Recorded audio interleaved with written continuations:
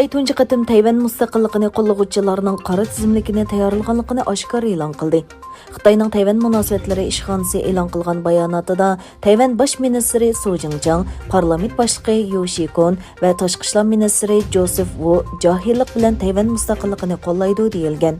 Beijing bu tizimlikdagi kishilarning Hong Kong, Auman qatorliq alohida ma'muriy rayonlarga kira olmaydiganligini, cho'ng quruqlikdagi kishilar bilan hamkorlasha olmaydiganligi va mablag' bilan ta'minlay olmaydiganligini bildirdi.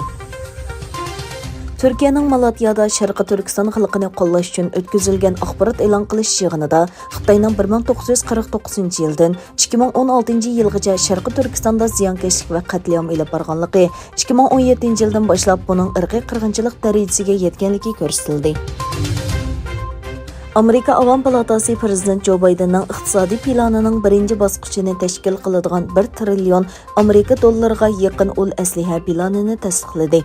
İqtisodiy planning ikkinchi bosqichini tashkil qiladigan 1 trillion 750 million dollarlik ijtimoiy chiqim bo'liqi tasdiqlanmadi. 10 ayning 24-kuni O'zbekistonda o'tkazilgan prezident saylovida g'alaba qilgan Shavkat Mirziyoyev qasam berib vazifani boshladi. Marosimga hukumat a'zolari, davlat organlarining boshliqlari, diplomatik vakillarining vakillari va jurnalistlar qatnashdi. Amerika hukumati Pegasus jasuslik yumshoq detalini yasab chiqqan Isroiliya NSO guruhini savdo qora tizimligiga kirgizdi. Pegasus yumshoq detalining ba'zi davlatlar tarafidan faoliyatchilar va jurnalistlarni iz qo'g'lash uchun ishlatilganligi oshkorlangan edi.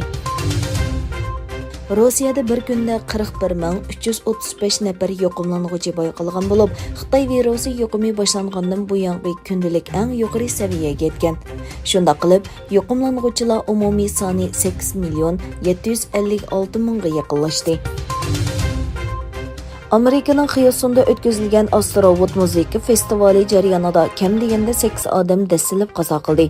Xiyoson o't o'chirish atritining boshlig'i Pina sahnaning oldida yig'ilgan kishilarning bir-birini ittirishga boshlashi bilan vahima paydo bo'lib dasilib ketish hodisi yuz berganligini bildirdi.